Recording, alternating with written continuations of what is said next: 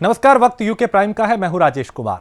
मसूरी के लाइब्रेरी स्थित अंबेडकर चौक पर भारतीय दलित साहित्य अकादमी ने भारत रत्न डॉक्टर भीमराव अंबेडकर की 65वीं पुण्यतिथि पर कार्यक्रम आयोजित किया, जिसमें मसूरी बीजेपी मंडल, मसूरी कांग्रेस, बीजेपी युवा मोर्चा, कांग्रेस यूथ संगठन समेत कई लोग, इन संगठनों के जो कई लोग थे वो शामिल हुए। उनकी प्रतिमा पर पुष्प अर्पित किए गए, उन्हें श्रद्धांजलि दी गई और उन्हें नमन किया गया।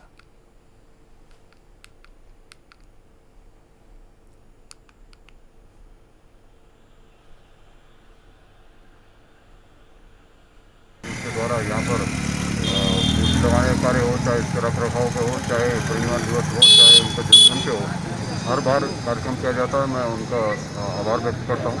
और निश्चित ही बाबा अम्बेडकर जी ने जो कॉन्स्टिट्यूशन में जो हमें जो वचन जो बताए हैं, चाहे हमारे राइट्स हो, चाहे ड्यूटीज़ हो, चाहे संविधान हो, हमें उस संविधान के अनुरूप चलना चाहिए। आज में जो भ्रांतियाँ फैलाई जा रही हैं कि जो संविधान खतरे में है, कहीं भी ऐसा नहीं है। माननीय मोदी जी का लगातार प्रयास रहता है कि बाबा अम्बेडकर जी की चाहे जयंती हो, चाहे परिनिर्वाण दिवस हो, चाहे उनके बताए हुए जो है जो कॉन्स्टिट्यूशन में जो भी हमारे राइट एंड ड्यूटीज़ हैं या जो कॉन्स्टिट्यूशन है उसको फॉलो किया जाए। और लगातार भाजपा भी इसी पश्चिम पर चल रही है और आगे भी बाबा साहब द्वारा बताए गए जो हमारे कॉन्स्टिट्यूशन में जो भी हमारे जो लीगल राइट्स हैं या ड्यूटीज़ हैं या अन्य चीज़ें, उन पर जो है हमेशा चलने का प्रयास किया जाएगा। इसके संविधान के रचयिता भारत रत्न स्वर्गीय भीमराव अम्बेडकर जी के पूर्ण निर्वाण दिवस के अवसर पर आज हम सब लोग यहाँ एकत्रित हुए हैं और उनको श्रद्धांजलि अर्पित करते हैं, क्योंकि वो एक ऐसी शख्सियत थे जिन्होंने कि हमारे देश का ऐसा संविधान रचा जो कि विश्व में भी ऐसा संविधान कहीं नहीं है। उन्होंने आज से कई वर्षों पहले उसमें वो चीज़ें, वो कानून बना दिए थे जो आज हमारे सामने प्रैक्टिकली आ रहे हैं। उन्होंने प्रत्येक वर्ग को लेकर संविधान की रचना की और प्रत्येक वर्ग की उन्नति के लिए उसने लिखा, और सबसे ज़्यादा जोर उन्होंने महिला उत्थान और दलित समाज के उत्थान के लिए और शिक्षा के ऊपर जोर दिया। डॉक्टर भीमराव अंबेडकर जी के परिनिर्वाण दिवस के अवसर पर हम लोग यहाँ पर श्रद्धांजलि देने के लिए सभी उपस्थित हुए हैं। मैं यही कहना चाहूँगा, देखिए डॉक्टर भीमराव अंबेडकर जी ने जो संविधान बनाया उसमें सभी समाज के, सभी वर्ग के, सभी धर्म के, सभी जाति के लोगों को स्थान दिया और सभी को अधिकार दिए हैं ताकि समाज एकजुट होकर आगे बढ़े। हम उस समय की बात करें तो हमारा देश नया नया आज़ाद हुआ था। उसके पहले हम पे होने के लिए कुछ नहीं था, हम लोग दूसरे देश के अधीन थे। फिर हमने नई शुरुआत करी और धीरे धीरे कर हम आज जो अपने देश के विकास की ओर अग्रसरित हैं, वो सब भीमराव अंबेडकर जी के दिए हुए संविधान पर चलकर ही अग्रसरित हैं। लालकुआं में बीजेपी समेत कई संगठनों ने बाबा साहब डॉक्टर भीमराव अंबेडकर की पुण्यतिथि को पर कार्यक्रम आयोजित किया और उस पे कई संगठनों के जो लोग थे वो भी पहुंचे। अलग अलग प्रदेश में अलग अलग जगह पे कई कार्यक्रम जो थे वो आयोजित किए गए। लालकुआं में भी ऐसा ही हुआ और यहाँ पे बाबा साहब की प्रतिमा पर माल्यार्पण किया गया, उन्हें नमन किया गया, उन्हें श्रद्धांजलि दी गई। तो कई संगठनों ने बाबा साहब को नमन किया। उनके लोगों ने यहाँ पहुँचकर प्रतिमा पर माल्यार्पण किया और उनके जीवन पर प्रकाश डाला। कि भारतीय जनता पार्टी बाबा साहब के दोनों कार्यक्रम, जयंती का कार्यक्रम भी और निर्वाण दिवस का कार्यक्रम भी, अपने 6 कार्यक्रमों में मनाती है। बाबा साहब का या हमारी भाजपा के जो अन्य महापुरुष हैं उनका भी भाजपा और भाजपा कार्यकर्ता के लिए एक ही संदेश है कि हम समाज के गरीब तबके, आखिरी आदमी, दबे कुचले आदमी को अपग्रेड करें, उसके पास जाएं, उसको समाज में बराबरी का स्थान दिलाने का प्रयास करें, आर्थिक स्तर पर, सामाजिक स्तर पर और पारिवारिक स्तर पर। निश्चित रूप से आज का संदेश भी यही है कि आज हमारी सरकार के और अटल जी की सरकार के जो पिछली टाइम में थी, गरीबों के लिए जो कार्यक्रम है उनको हम घर घर जाके एक बार पुनः चेक कर लें कि गरीब को उसका लाभ मिल रहा है, नहीं मिल रहा है। आज सभी कार्यकर्ताओं को मेरा आपके माध्यम से भी संदेश है कि जिसका जो हक है, जिसका जो अधिकार है, जिसके लिए सरकार ने कार्यक्रम किया उसको मिलना चाहिए।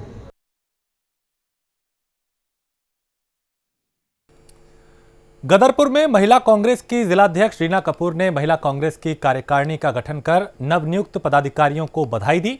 ये कार्यक्रम महिला कांग्रेस नेता रेखा रावत के निवास पर हुआ और रेखा रावत को महिला कांग्रेस की ब्लॉक अध्यक्ष, कुसुम रानी को ब्लॉक उपाध्यक्ष बनाया गया और कई महिलाएं यहां पे पहुंची थी।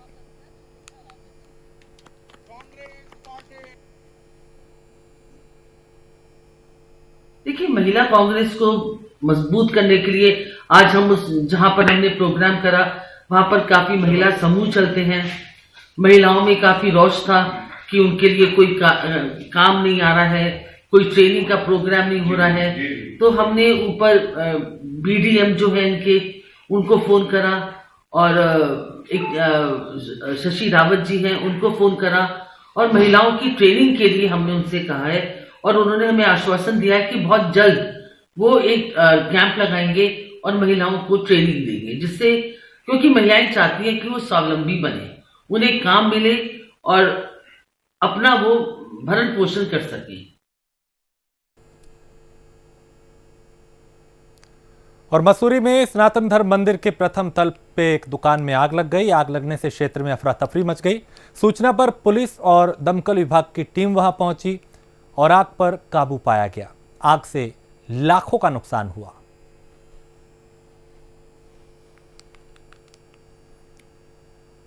तो इस आग को देख के अंदाजा लगाया जा सकता है कि यहां पे स्थिति कितनी भयावह थी। देखते ही देखते इस आग ने विकराल रूप ले लिया था और पूरे बाजार में यहां पे आसपास के पूरे इलाके में अफरा तफरी मच गई थी। जिसके बाद दमकल विभाग की टीम मौके पर पहुंची, पुलिस पहुंची और कड़ी मशक्कत के बाद इस आग पर काबू पाया गया। लंडौर के एक व्यापारी हैं जिनका गोदाम है सनातन धर्म मंदिर के बेसमेंट पे। उनका कुकिंग ऑयल और बिस्किट वगैरह का गोदाम था, जिसमें कि बताया जा रहा है शॉर्ट सर्किट होने के कारण सुबह आग लग गई, जिसकी सूचना इनके द्वारा 100 नंबर के माध्यम से पुलिस और फायर ब्रिगेड को दी गई, जिस पर तुरंत मौके पर फायर ब्रिगेड और पुलिस पहुंची है और बड़ी कड़ी मशक्कत से आग पर काबू पाया गया है। आग लगने का कारण प्रथम दृष्टया शॉर्ट सर्किट बताया जा रहा है। अभी नुकसान की आकलन किया जा रहा है। होमगार्ड और नागरिक सुरक्षा दिवस पर राजधानी देहरादून के होमगार्ड्स निदेशालय परिसर में रैतिक परेड का आयोजन किया गया और मंत्री सुबोध उनियाल ने परेड की सलामी ली और अच्छा काम करने वाले और उत्कृष्ट होमगार्ड्स को सम्मानित भी किया गया। इस दौरान 3 बड़ी घोषणाएं की गई और अब होमगार्ड विभाग में समूह ग की भर्ती में 25% आरक्षण मिलेगा। वहीं होमगार्ड की संख्या 6,411 से बढ़कर 10,001 की गई है। साथ ही अब कारागार में बंदी रक्षक के पद पर 25% होमगार्ड रहेंगे।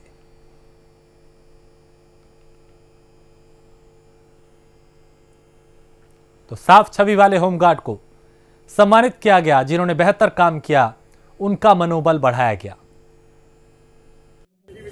देखिए, मैं तो माननीय मुख्यमंत्री जी का धन्यवाद करता हूँ कि उन्होंने हमारी स्ट्रेंथ जो 1984 से चली आ रही है 6,411 उसको 10,000।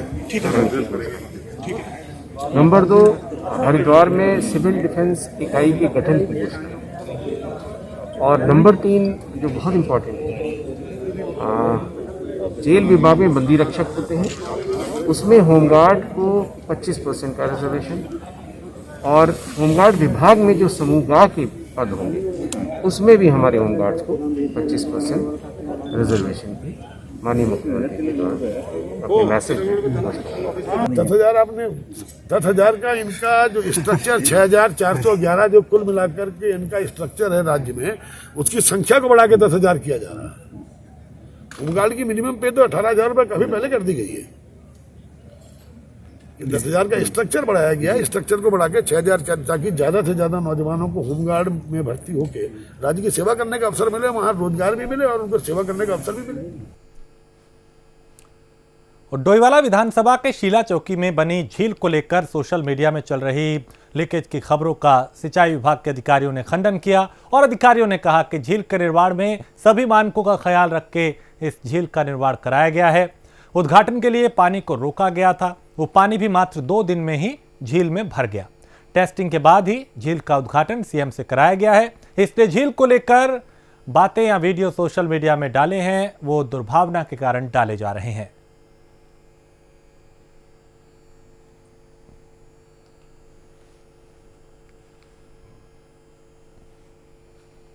बैराज का निर्माण करते समय हम लोगों ने इस बात का पूरा ध्यान रखा था कि जो नदी का जो पानी है वो पूरा का पूरा हमारे जलाशय में स्टोर हो और उसके लिए हम लोगों ने जो नदी का जो तल है उससे लगभग 7 मीटर नीचे तक उसमें कट ऑफ वॉल डाली है और आप देख रहे होंगे हमारे झील में कितना ज़्यादा पानी आ रहा है और पूरी झील हमारी एक दिन में भर गई थी। तो उसी का परिणाम है कि हमारा जो पीछे से जो नदी का पानी वो सारा ऊपर आ रहा है। इसमें आप को ध्यान अगर हो, आपने देखा हो कि दाहिने साइड में भी और बाएं साइड से, क्योंकि पूरा पहाड़ है ये, तो उस कट ऑफ के जो डाउन स्ट्रीम में दाएं और बाएं पहाड़ियों से जो पानी रिस करके आता है वो हमारे पीछे से उसको निकलने की जगह हम लोगों ने दी है, वहाँ से पानी निकलता है। हाँ, ये एक बात और भी रही है, इसमें हमारा जो फुल रिजर्वायर लेवल है, क्योंकि पीछे पानी ज़्यादा था और इन्होंने थोड़ा सा ध्यान उस समय नहीं दिया तो हमारा उसमें पानी थोड़ा सा ज़्यादा आ गया नदी में।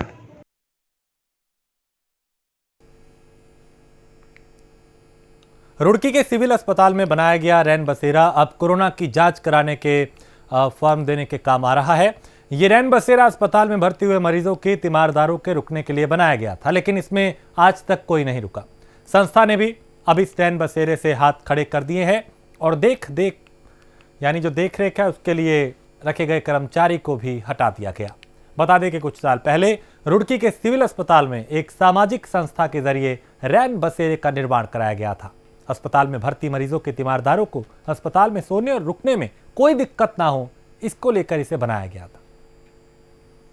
ये रैन बसेरा रोटरी क्लब के द्वारा बनाया गया था और पिछले अभी 2 महीने पूर्व उन्होंने भी हाथ खड़े कर दिया और उन्होंने उनका जो इनके एक एम्प्लॉय जिनको उन्होंने केयर टेकर की तरह रख रखा था उसको भी उन्होंने वहाँ से हटा दिया है, क्योंकि पिछले 2-3 वर्षों से सबसे बना है कोई भी मरीज का तीमारदार यहाँ रहने को तैयार नहीं होता है। बहुत कम होते हैं कि जो आते हैं 1-2 लेने, और जो हमारी ये आइसोलेशन क्लिनिक चल रही है, फ्लू क्लिनिक हमारी, वो सुबह 9 से लेकर 2-3 बजे तक है। इसके बाद अगर किसी को रुकना है तो वो आराम से रुक सकता है, उसमें रुकने में कोई प्रॉब्लम नहीं है उसको। रैन बसेरे में किस तरह की दिक्कत आ रही है? नहीं, कोई परेशानी नहीं आ रही किसी को, कोई रहना चाहता ही नहीं है वहाँ पर, क्योंकि सब यूजली रुड़की और रुड़की के आसपास के लोग हैं, तो सब अपने घर चले जाते हैं तीमारदार, या एक आध जो होता है वो वार्ड में रुकना पसंद करता है मरीज के पास ही। एक से अधिक कोई होता है तो फिर वो कोई रुकना चाहता है तो रुकवा देते हैं, उसमें हमें कोई कष्ट नहीं है वहाँ पर। और यहाँ एक छोटे से ब्रेक के लिए रुकेंगे, फौरन लौटेंगे। और केंद्रीय शिक्षा मंत्री डॉक्टर रमेश पोखरियाल निशंक के हर की पौड़ी का निरीक्षण किया उन्होंने, वहां हो रहे सौंदर्यीकरण के काम को ठीक ना होने से अधिकारियों के प्रति उन्होंने नाराजगी जाहिर की, जिसको लेकर हरीश रावत ने चुटकी ली और पूर्व मुख्यमंत्री हरीश रावत ने अपने फेसबुक पेज पर एक वीडियो डाली। इसमें उन्होंने केंद्रीय मंत्री निशंक से कहा कि कुंभ कार्यों के साथ जुड़ा हुआ कलाकार तो आपका पुराना साथी है। तंज कसते हुए कहा कि बड़ी देर कर दी मेहरबा कुछ कहते कहते। हरीश रावत ने रमेश पोखरियाल से कहा कि जब आप मुख्यमंत्री थे हमने आपको कुंभ के लिए 700 करोड़ रुपए दिलवाए थे।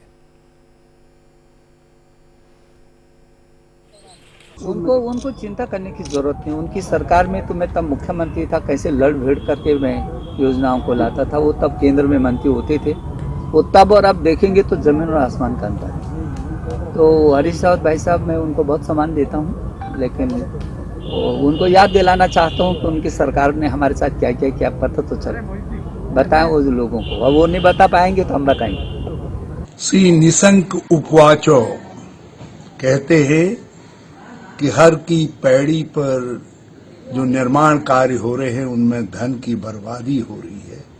मेरा सपना टूट रहा है।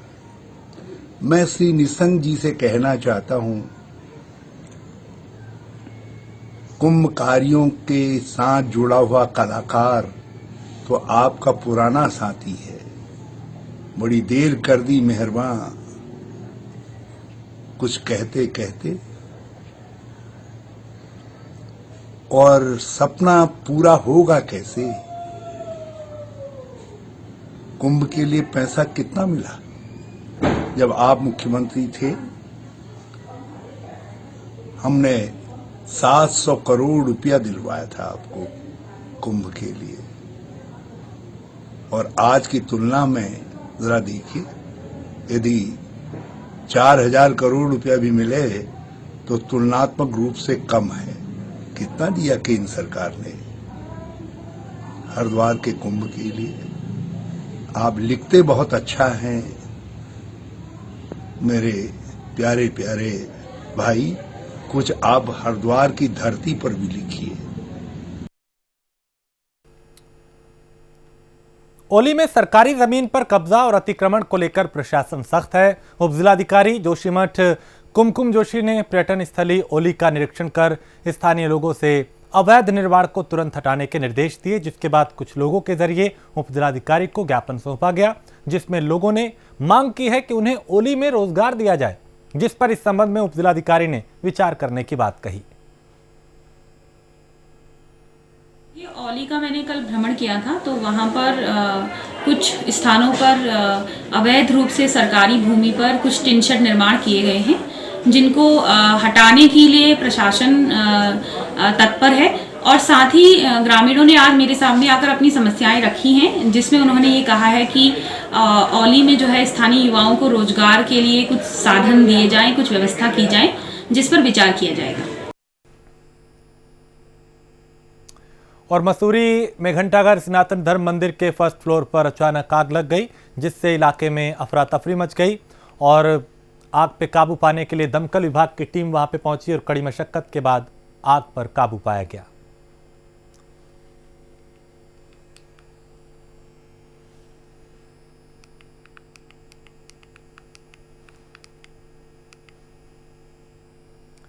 और रुड़की में इंडियन मेडिकल एसोसिएशन के नगर पदाधिकारियों के जरिए एक प्रेस कॉन्फ्रेंस का आयोजन किया गया, जिसमें बताया गया कि भारतीय चिकित्सा केंद्रीय परिषद के जरिए अपने चिकित्सकों को अनैतिक अनुमति दिया जाना दुर्भाग्यपूर्ण है। ऐसी स्थिति में सीधे सीधे आमजन से खिलवाड़ किया गया है। अभी central council of Indian medicine ने एक गजेट नोटिफिकेशन निकाला है। उसके अकॉर्डिंग जो आयुर्वेदिक विधि के डॉक्टर्स हैं उनको बहुत सारे सर्जिकल प्रोसीजर करने की इजाज़त दी जा रही है।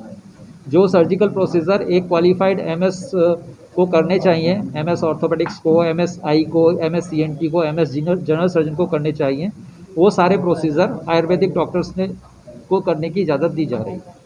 हमारा कहना ये है कि एक रिग्रेसिव स्टेप है, इससे मिक्सोपैथी को बढ़ावा मिलेगा, क्वैकरी को बढ़ावा मिलेगा।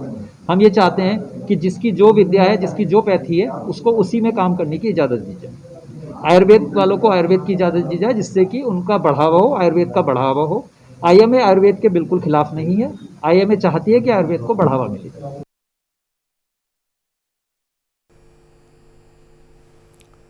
तो आईएमए ने इस फैसले का इसको दुर्भाग्यपूर्ण बताया और कहा कि ऐसा नहीं होना चाहिए। जिसका जो काम है वो उसी को दिया जाना चाहिए, ना तो किसी की सेहत से खिलवाड़ हो और ना ही किसी की जिंदगी से खिलवाड़ हो। लिहाजा इसे गंभीरता से लिए जाने की बेहद जरूरत है। आगे बढ़ते हैं। हरिद्वार के कविनगर में शादी का झांसा देकर यौन शोषण का मामला सामने आया, जहां एक युवती ने रिश्तेदार पर आरोप लगाकर पुलिस से न्याय की गुहार लगाई।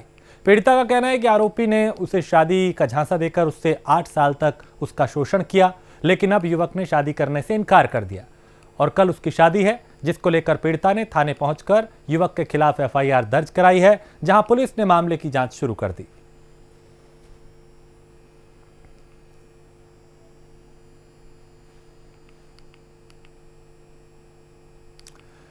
तो उत्तराखंड के डोईवाला विधानसभा के पहाड़ी सड़कों की हालत कैसी है, यह हम आपको बताएंगे। दरअसल 9 किलोमीटर लंबी सड़क का डामर पूरी तरह से उखड़ चुका है। क्षेत्रवासी जान जोखिम में डालकर सफर करने को मजबूर है। अब सवाल ये कि क्या सरकारी अमला सड़क को जल्द सही कराएगा या किसी हादसे का इंतजार किया जा रहा है, क्योंकि हादसे के बाद शासन, प्रशासन, आला अधिकारी सब हरकत में आ जाते हैं, लेकिन हादसे से पहले कोई एक्शन लिया जाए, कोई सुधार किया जाए, कोई मरम्मत की जाए सड़कों की, ऐसा होता हुआ दिखाई नहीं दे रहा है। तो सड़क का निर्माण ना होने पर हरीश रावत ने सरकार को घेरा और उन्होंने कहा कि जनता बेहाल है, सड़कें बदहाल है। सरकार के खिलाफ ग्रामीणों ने भी नाराजगी जाहिर की। 3 मीटर रोड था, इसमें पीसी काम हुआ था अभी पीछे, और वर्तमान में जो ये अपना नेशनल हाईवे बन रहा है, यहाँ से ये बिल्कुल थोड़ा सा तो आगे जाओगे आप तो बहुत बड़ा पहाड़ काट कर वहाँ बजरी गई है। उन ट्रकों ने जब यहाँ से करा तो आधा तो काम उन्होंने ख़त्म कर दिया। बात हुई थी कि ये लोग यहाँ पैसा देंगे पीडब्ल्यूडी को, और पीडब्ल्यूडी ने कहा था कि इसको हम दुरुस्त करा देंगे, लेकिन काफ़ी समय हो चुका है। मेरे सामने 6 महीने हो गए, अभी तक इसका वही हाल है जो पहले था। खस्ता हाल है, बेहद खराब है, बहुत बुरा हाल है। आप पत्थर देख रहे होंगे, इसमें बाइक वाले अगर फिसल कर गिर गए तो कितनी बड़ी चोटें लगेंगी उनको। हरीश रावत जी यहाँ पर आए हैं और लोगों ने यहाँ पर इस क्षेत्र की समस्या उनके सामने रखी है। हालांकि ये क्षेत्र हमारे वर्तमान मुख्यमंत्री त्रिवेंद्र सिंह रावत जी का है, उनको इस क्षेत्र के बारे में सोचना चाहिए। और जो इस क्षेत्र की स्थिति है, मतलब आए दिन, एक दिन नहीं, रोज़ के रोज़ यहाँ पर जो है एक्सीडेंट होते हैं। और हम कब से यहाँ पर कई धरना प्रदर्शन भी हो गए हैं, कई बार हमने डीएम को, एसडीएम को, माननीय सीएम साहब को भी बता चुके हैं कि भाई इस रोड के बारे में कुछ सोचे, लेकिन कोई सुनने वाला नहीं है। जो थाना धारकोट सड़क है, मैं इस सड़क की हालत देख करके बहुत चिंतित हूँ। और यदि अच्छा हो, त्रिवेंद्र सिंह जी खुद ही अधिकारियों को डांट करके इसका डामरीकरण करते हैं, नहीं तो मुझे उपवास करना पड़ेगा। मैं नहीं चाहता मुख्यमंत्री जी के कुछ याद दिलाने के लिए भूतपूर्व मुख्यमंत्री उपवास करें कि अपने क्षेत्र में काम करो। और इसी के साथ इस बुलेटिन में फिलहाल इतना ही। देश प्रदेश की बाकी खबरों के लिए आप देखते रहिए प्राइम न्यूज़।